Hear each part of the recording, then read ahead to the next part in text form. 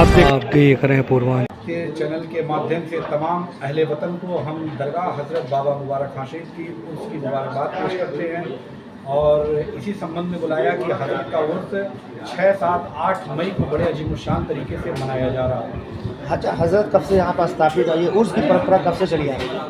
देखिए, ये दरगाह आस्तान आलिया हज़रत बाबा मुबारक खां शहीद रहमतुल्लाह अलैह जो आराम फरमा यहाँ लेटे हुए हैं, ये हज़ारों साल से यहाँ लेटे हुए हैं। इनके गुरु गाजी मसूद सैयद सलार रहमतुल्लाह अलैह बहराइच की सरजमी पर आराम फरमा रहे हैं।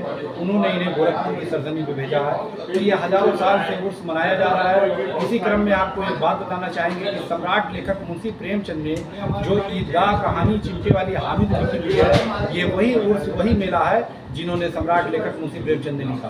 जैसे कि आप बता रहे 6, 7, 8 को जो है उर्स मनाया जाएगा, तो 6, 7, 8 में कार्यक्रम किस प्रकार है?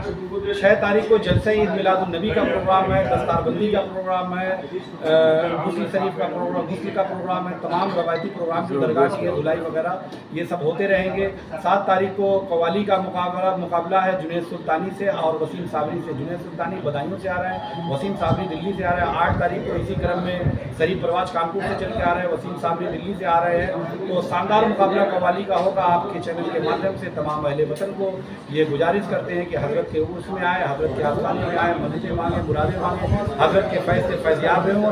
तो वहीं कवाली का भी भरपूर क्या नाम है आनंद लें। और यहाँ पे जो मेला लगता है, जो हज़ारों साल से जिसका जिक्र मुंशी प्रेमचंद जी ने किया है, उसको भी देखें, उसको भी समझें।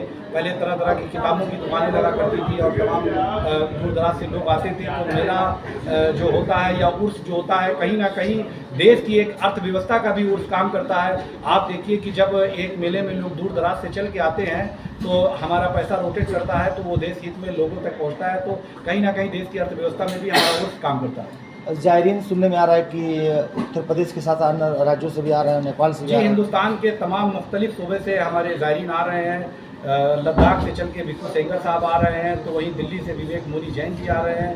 तो वहीं सुशील महराज जी दिल्ली से आ रहे हैं। हिंद के राजा मेरे ख्वाजा के गद्दी नशीन हाजी सैयद सलमान चिश्ती साहब को भी आना था, लेकिन उनका मलेशिया के प्राइम मिनिस्टर के साथ प्रोग्राम लग गया, इस वजह से वो नहीं आ पा रहे हैं। श्री सतनाम सिंह संधू साहब भी जो चांसलर चंडीगढ़ यूनिवर्सिटी है, उनको भी आना था। वो उनका प्रोग्राम यूएस में है, देखिए वो आ सकते हैं कि नहीं। तो हमने ये कोशिश कर रखी है कि दरगाह का जो पैगाम है कि हिंदू मुस्लिम एकता का, तो तमाम धर्मों तक दरगाह का संदेश हमने पहुँचा दिया है। और हमारी कोशिश हमेशा से रही है कि अगर आपको हिंदुस्तान देखना है तो दरगाह मुबारक खां हम लोगों ने एक बात ध्यान दिया है कि मेले में किसी तरह का कोई ऐसा खाना ना बिके जिससे किसी को तकलीफ पहुंचाए। जैसे जो गोश्त गवर्नमेंट की तरफ से बैन है, उसे हमने भी बैन कर रखा है। वो नॉनवेज का कोई इस तरह का नहीं रहेगा जो बैन है। तो हमने हर बातों पे ध्यान दिया। अपने ज़ायरीनों के लिए पानी का इंतज़ाम, छाँ का इंतज़ाम, खाने का इंतज़ाम, लंगर का इंतज़ाम, उनके नहाने का इंतजाम, सारा इंतजाम हमने कर रखा है। आपके चैनल के माध्यम से गुजारिश करते हैं कि तमाम लोग जहां तक हमारी आवाज़ पहुंच रही है वो हज़रत मुबारक खां शहीद के उर्स में पहुंचे और हज़रत के फैज़ से फैज़याब। सदर साहब, एक सवाल ये है, 2024 का लोकसभा चुनाव चल रहा है। ऐसे में जो तमाम राजनीतिक दल हैं, कोई मोहब्बत की दुकान खोल रहा है, कोई नफरत की दुकान खोल रहा है, लेकिन एक चीज़ सुनने में आ रही है कि दरगाह मुबारक खां शहीद के उर्स के मौके पर इस बार हिंदुस्तान के जो तमाम धर्मगुरु हैं वो इस मंच पर शामिल होंगे। क्या कहेंगे इस बारे में? देखिए, मोहब्बत की और नफरत की दुकान जिनकी होगी ये वली अल्लाह बुजुर्गान दीन जो होते हैं, ये इंसानियत का पैगाम देते हैं। और इसी क्रम में हमारे गरीब नवाज ने कहा मोहब्बत सबसे, नफरत किसी से नहीं। तो उसी पैगाम को हम लोग आगे करने के लिए बैठे हैं। वो किसी भी जाति, किसी भी मजहब, किसी भी पॉलिटिशियन हो, उससे हमें मतलब नहीं है। हमारा मकसद है इंसान और इंसानियत की बात। जिला प्रशासन से क्या कुछ सहयोग चाहते हैं? हाँ, जिला प्रशासन से बिल्कुल सहयोग चाहते हैं। जो हमारे गेस्ट आ रहे हैं या जो भी प्रोग्राम हो रहा है उसमें किसी तरह की दुश्वारी ना हो, उनकी जिम्मेदारी है। अपनी जिम्मेदारियों को हमें उम्मीद है कि जिला प्रशासन निभा रहा, आगे भी निभाएगी।